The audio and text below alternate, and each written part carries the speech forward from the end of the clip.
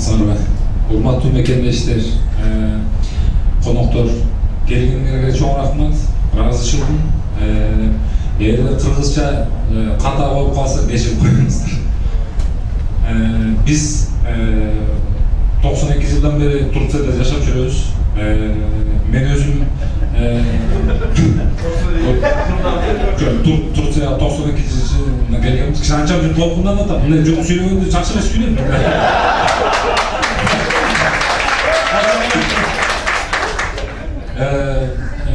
Кудайга шүгүр, өзүбүздүн жумушубуз бар. Биздин Москвада өзүбүздүн жайыбыз бар, офисибиз бар. Фураларыбыз бар Москвада, Россияда, Болгарияда, Казакстанда бар. Өзүбүздүн фирмабыз, өзүбүздүн фураларыбыз. Турцияда өзүбүздүн фураларыбыз бар. Международный перевозка жасайбыз биз. Турциядан Россияга, Украинага, Казакстанга, Болгарияга, Германияга, Кытайдан Казакстанга, Казакстандан Кытайга, Россиядан Кытайга, Россиядан Казакстанга перевозкаларды 5 офисибиз менен жөнөтөбүз, организация кылабыз. Анан мен кече күнү айтылган сөздөргө бир кошоюн дегем. Биз мисал үчүн ар бир кишибиздин бир уникальный бир тарыхы бар. Ар бирибиздин бир кыйынчылыгы болду. Чет өлкөдө жашап жүрөбүз. Бул бүт баары табий деп ойлойм. Бул мунсуз болбойт. Оокат кылбасак болбойт. Эч ким сенин көзүң түрктөрдүн айткандай, сенин көзүң кара, кашың кара, ошол үчүн мен сага акча берем деген эч кимден андай нерсе күтө албайбыз. İşleşimiz gerek, ova. Байкен да айтып кеткендей, мондай форумдарда biz жумуш кылсак дагы, кылбасак дагы бирге болушубуз керек. Бизге эң биринчиси ынтымак керек. Биз эми өкмөттөн биз акча тигүү деген жардам күтпөйбүз. Бизге кереги жок. Бирок токсондук да кылбашсын деп оюбуз бар. Мисал үчүн менин ойлорумдан азыр эсиме келгендерден бирөөлөр кээ биркелерин унутуп калсам керек, дагы кечке чейин айтам дагы. Мисал үчүн чет өлкөдө жашап жүргөн кыргыздар биригип көчөдө сөзү өттү. Бир консорциум жасап, бир бизнес план менен кылып, Кыргызстан өкмөтүнө биз ошондой бир проект менен келсек, кандай гана жакшы болот эле. Эң алгачкы биздин ошол сандар деп ойлойм. Ошондой түрктөрдөн өрнөк түрктөрдөн алып жакшы алына турган көп нерсе бар. Жакшы иштешет, кыйын иштешет, ичпейт, акылы эмелери жок, татынакай жүрүшөт. Отырганды, турганды, сүйлөгөндү билишет. Бизге жакын культурасы. Биз баарыбыз да орустардын айткандай түркоязычный страна деп бизди тилдешибиз беле. Биз деген түркский странабызда. Биз баарыбыз түркпүз да мындай караганда негизи. Ошол үчүн ушул мен чынында аябай сүйүнүп атам. Ушундай кыргыздар бир убакыттар болчу. Сүйлөшкөнгө киши жок. Жаныбызда жөн эле сүйлөшкөнгө киши жок болчу. Ошондой бүт эле баарыңар эле ошондой учурларда болмор деп ойлоймун. Себеби эми мен мына келгенде 15 жашында болчумун. 8 класс бүтүрүп келгем. Эми окшош көп балдар бар. Бирок мен муну ушуну кылдым, мындай кылдым, тигиндей кылдым деп бизде эч качан эмес жок. Мактануу деген нерсе. Биз качан гана мактана алабыз? Биздин Кыргызстанга биз кетип баратканда мен мисал үчүн Американын самолеттерин көргүм келбейт. Мен өзүмдүн аэропортумда башка өлкөнүн военный самолеттери болбойт деп ойлойм. Качан гана биз Кыргызстандын жанагы спорт жөнүндө, искусство жөнүндө, башкалар жөнүндө биз ошолорго убакыт, каражат бере жаткан күчкө келгенде ошондо гана мактана алабыз деп ойлойм. Кечирип коебуз, кечирип койгула баарыңар көп сиздердин убактыңарды алып койдум окшойт. Баарыңарга чоң ыраазычылыгымды билдирип атам.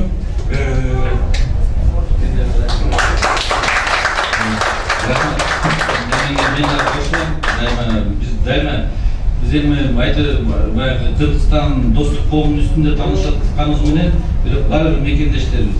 Баары бир кыргызбыз дегендей да.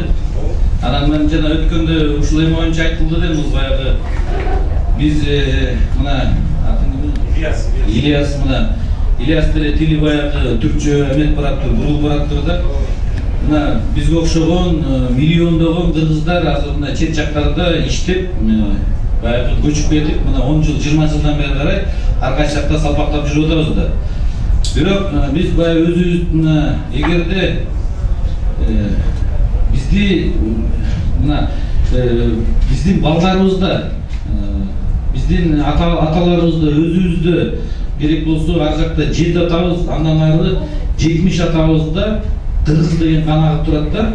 Анан муну жөн эле баягы жөн эле жоюлуп кетпейт. Ошентсе дагы бирок биз тилди, салт сананы, өзүбүздүн маданиятыбызды чет жактан эметпешибиз керек. Бул жагынан мына дагы бир жолу мен ушул Айбек, дагы бир жолу ушул Кыргызстан маданият коому үчүн жакшылап бир кол жаап коюш, ушулардын эмгеги өтө зор экен. Муну баягы мына бул жерде жасап жаткан иштери өтө чоң эме экен да. Бул деген мен кыргызмын деп баягы бир сөз болду. Мен кыргызмын деген сөздүн эле аягы эмне депчи? Бул баягы океандын түбүнө түшүп кетсең да ар жак түбү жок да. Биз аны деген баягы айта албайбыз. Ошентсе дагы мен айтарым, баягы менин уулум 3 класска алтын медаль менен бүттү Кытайдын школундачы. Анан мына Айбек билет кытайчаны, эми Кытайдан да жакшы билет да. Ушунчалык иероглифтерди 3000 иероглиф жазыш, это мен оюмча баягы ал компьютер болуш керек да. Анан мен ошол балама эметем, бирок балам кыргызчаны унутпай келатат да. Анан эми ошентип менин уулум окшогондой эле силердин балдарыңыздарыңар ар кайсы жерде чоңоюп окуп эметип атат. Эртеңки күнү ошол ар бир үй бүлөгө ушул чет жакта жүргөндөрчү, баягы Турция болобу, кайсы жак болобу, эми биз азыр келип Кыргызстанды өнүктүрө албай калдык. Биз андан ары, биз даже биздин поколениябыз уже болбой баратат да. Мен айтарым ушул жерде отурган кайрылуу да, баягы ушул чет жакта жүргөн кыргыздар ошол мына кичинекей ошол балдарды тарбиялап эртеңки күндөн Кыргызстанга керектүү кадрларды эметип чыгышы керек да. Ушул айтайын дегеним. Ошондо жакшы унутпаш керек да. Ошол кыргызчаны эмес туруп эртеңки күн ушулар барат диягачы. Бат эле 10 жыл, 20 жыл өтүп кетти. Мына ар кимибиз ар кайсы жакта жүргөнүбүз 20 жыл болду. Бак-бактан келип туруп атат. Биздер баягы силердин менен ушу бул жасап аткан иштерине мен баягы чын эмемден эми мамлекеттик эме болсо мен сразу эле сыйлыкты бермекмин. Жана Токтогул Сатылганов же болсо дагы бир.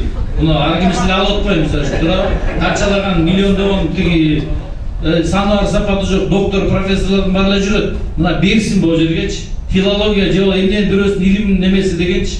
Мына адам заслуживает, потому что экөөбүз бир класста окуганбыз. Ошол кезден илгири болчу класстачы, андан кийин мен болчумун.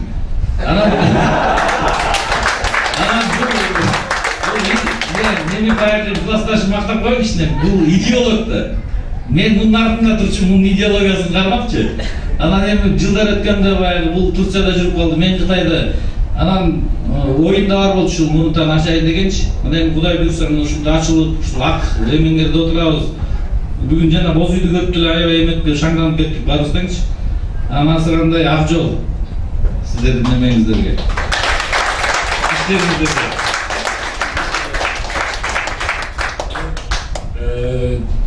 Башка өлкөлөрдөн, башка чет өлкөлөрдөн келип биздин жетекчибизди мактаныбызга мен сыймыктанып атам. Биз да мактанабыз. Биздин жетекчибизден биз өзүбүз сыймыктанабыз. Биз да сыйлайбыз. Чоң рахмат деп айтабыз. Баарыбыз бүт болдубуздун атын айтат.